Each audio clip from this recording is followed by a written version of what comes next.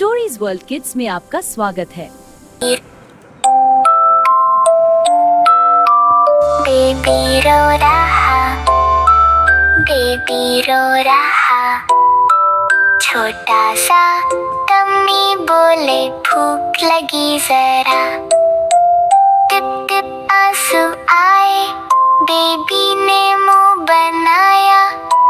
मामा को देख कर फिर हाथ भी आगे बढ़ाया। भूख लगी, बेबी बोले प्यार से, मामा दूध ले आओ, मैं सो जाऊं आराम से।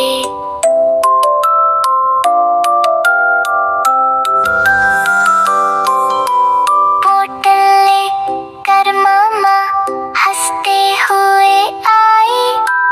बेबी ने पीट आंखें बंद हुई, भूख भी सो गई, बेबी भी सो गई। प्यारे बच्चों और मम्मा पापा, अगर बेबी को सॉन्ग अच्छा लगा तो चैनल को सब्सक्राइब कर दें बोला।